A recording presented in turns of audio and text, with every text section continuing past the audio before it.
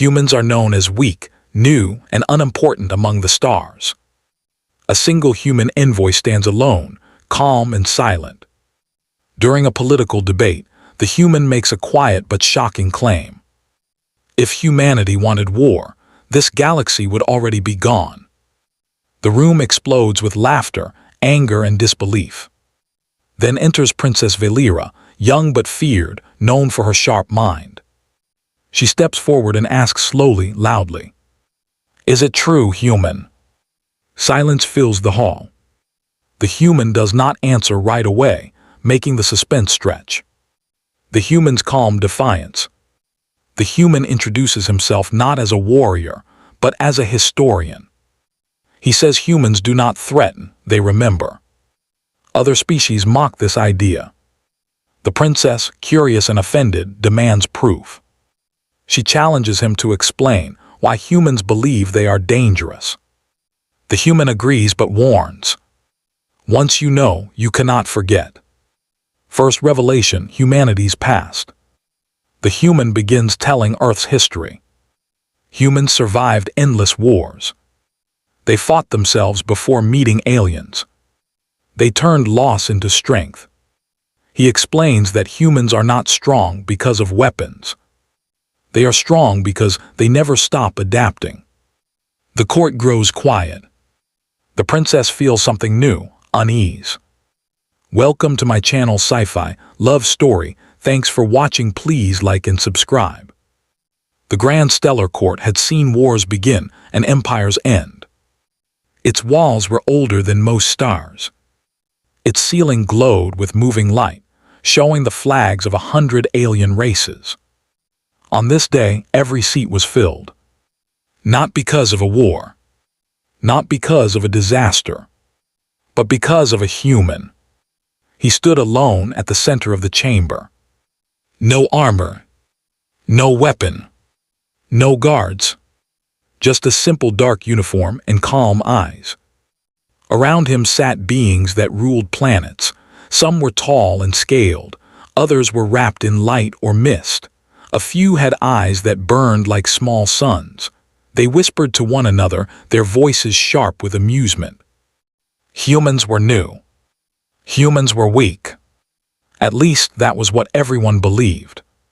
The debate had already gone on for hours. Trade routes, borders, power, the usual things. Then the human had spoken. Not loudly. Not proudly. Just one sentence.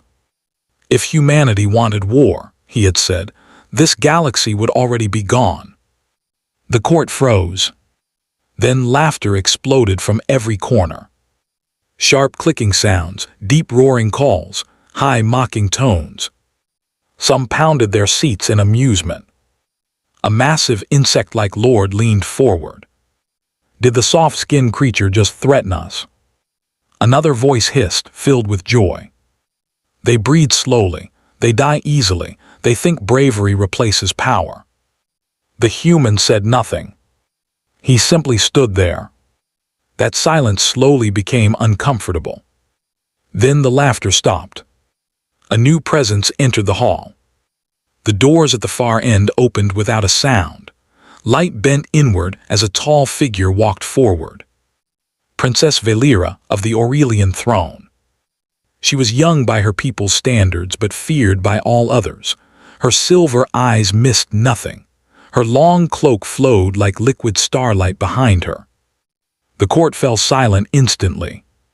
Valera walked slowly toward the human. Each step echoed.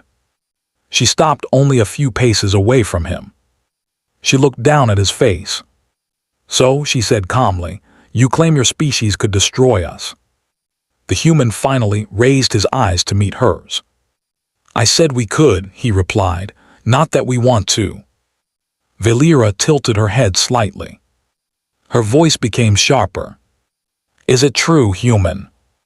The question echoed through the chamber. No one moved. No one breathed. The human did not answer right away. That pause felt endless. Finally he spoke. "My name is Elias Ward," he said. "I am not a general, I am not a king, I am a historian." More whispers spread. A historian. That was worse. Valera crossed her arms. Then explain your words, she demanded, or take them back. Elias nodded once. Very well. He looked around the court. At home, he said, we learned something early. What? Valera asked. That power is not loud. Several delegates scoffed. Elias continued calmly. Humanity did not rise because we were strong. We rose because we survived. Valera's eyes narrowed. Every species survives. Elias shook his head slowly. No, every species exists. Survival is something else. He raised his hand slightly.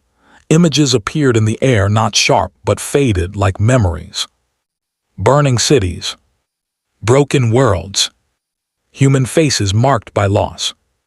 We fought each other for centuries, Elias said. Wars that almost ended us. Plagues, hunger, fear. The court grew quieter. When we finally looked to the stars, he continued, we did not come as conquerors. We came as people who knew how easy it was to lose everything. Valera studied the images. You still sound arrogant. Elias met her gaze. Then allow me to sound honest. He took a breath. Humans are dangerous because we do not stop when afraid. We become focused. A reptilian admiral laughed harshly. Fear makes prey scatter. Yes, Elias said, but humans are not prey. The laughter faded again. Elias lowered his hand. The images vanished. We built rules, he said. Limits, laws, not because we must, but because without them we do terrible things. Valera's voice dropped. What kind of things? Elias answered without emotion. Necessary things. That word sent a chill through the room. Valera walked slowly in a circle around him. You are asking us to believe, she said, that your people choose weakness. Elias turned with her. No, he said, we choose control. Silence followed. Then a tall, armored figure rose from the western tier, Lord Kethrix of the Dravian Dominion. Enough, Kethrix growled. This is theater. Humans have no fleets to match ours, no weapons we fear. Valera glanced at Elias. Do you? Elias shook his head. No. The court reacted instantly. Smiles returned, tension broke. Valera raised an eyebrow. Then why make such a claim? Elias answered softly. Because fleets are not what end civilizations. The princess stopped walking. What does then? Elias looked directly at her. Decision. That word hung heavy. Before Valera could reply, Kethrix stepped forward. I propose a test, he said. Words mean nothing, let action speak. Several delegates murmured in agreement. Valera's eyes flashed. A test of what kind? Kethrix smiled. A simple one. Elias felt it before he heard it. A disturbance. Far away. Kethrix continued. One of your outer colonies, small, unimportant, we will observe how humans respond. The court erupted in noise. Valera turned sharply. You planned this. Kethrix bowed slightly. Already in motion. Elias closed his eyes for a brief moment. Then he opened them. You should not have done that, he said quietly. Kethrix laughed. You will protest, you will plead. Elias shook his head once. No. He said, we will remember. Valera stared at him. You said humans prefer peace. We do, Elias replied, until peace becomes permission. The chamber fell silent again. A voice announced incoming reports, signals lost, communications fading. The colony was going dark. Valera felt a strange tension tighten in her chest. She looked at Elias. If your claim is false, she said, your species will be erased. Elias met her eyes without fear. If it is true, he said, then today becomes a lesson. Valera hesitated. For whom? She asked. Elias answered softly. For everyone. Far beyond the court, fleets moved through the void. And humanity went silent. The galaxy noticed the silence first. Human space went quiet. No signals. No messages. No threats. For most species, silence meant fear. For the older races, it meant something far worse. Inside the grand stellar court, reports began to arrive, not from humans but from everyone else. Trade beacons near human borders stopped responding. Patrol ships reported empty space where human vessels once traveled. Listening stations heard nothing but static. Princess Valera stood at the highest balcony, her hands resting on the cold crystal rail. They are hiding, one advisor said carefully. They are preparing, another whispered. Valera said nothing. Her eyes were fixed on a single star map, the lost human colony. It was still dark. In a distant system, Lord Kethrix watched with satisfaction. His fleets had struck quickly, cleanly. Human defenses were minimal. The colony world had fallen silent within hours. See, Kethrix said to his commanders, no retaliation, no fury, only weakness. But even as he spoke, unease crept into his thoughts. The humans had not begged. They had not screamed. They had not even cursed. They had simply vanished. Back in the court, Elias Ward sat alone. Guards surrounded him now, though none touched him. Valera descended the steps and stopped before him. You said humans remember, she said quietly. What does that mean now? Elias looked tired but calm. It means, he replied, that we are deciding. Valera studied his face. Deciding what? She asked. Elias answered without hesitation. How much mercy still exists? That answer stayed with her. She dismissed the guards and motioned for Elias to walk with her. They moved through a private hall, walls glowing softly. I studied your history, Valera said as they walked. Your wars, your losses.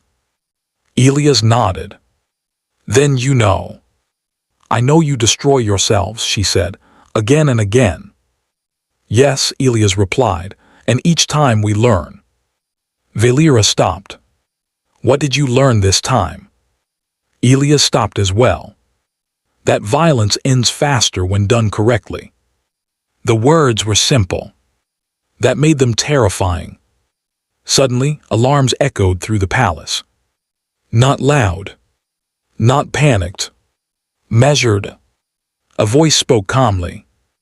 Dravian fleet contact lost. Another followed. Second Dravian command ship unresponsive. Kethrix's smile vanished. What, he snarled, that is impossible. On the main display, the truth appeared. Human ships. Not massive. Not flashy. They moved like shadows. They did not charge. They cut. Supply lines vanished first, then communication relays, then command vessels. No warnings. No speeches. Just precision. Dravian weapons fired wildly, but humans were already gone. Appearing. Striking. Leaving. A Dravian officer shouted, "They are not fighting us, they are dismantling us." Elias watched the feed silently. Valera felt her breath slow. "This is not rage," she said. "No," Elias agreed, "this is restraint." Across the battlefield, human ground forces appeared on the occupied colony. They did not level cities. They rescued civilians first, their own and others. Dravian troops resisted. Humans advanced anyway. Wounded soldiers fought on, not screaming, not boasting. Just moving forward. A Dravian commander tried to surrender. The human response came instantly. "We accept," the message said, Stand down. The war ended before the galaxy understood it had begun. Lord Kethrix was dragged before the court days later. Broken. Silent. Valera faced him with cold eyes. You tested them, she said, and learned nothing. She turned to Elias. Why stop, she asked. You could have ended them completely. Elias answered softly. Because ending enemies is easy, he said. Living with what comes after is harder. Valera bowed her head just slightly. A gesture no one had ever received. The court watched in stunned silence. Elias spoke one final time to the galaxy. Humans do not seek dominion, he said. We seek distance. We do not boast, he continued. We warn. The laws of the court were rewritten that day. Humanity was no longer classified by strength. They were classified by consequence. Princess Valera stood alone later, watching Earth's distant sun. The most dangerous species, she whispered, is the one that asks to be left alone. And for the first time in galactic history, everyone listened. And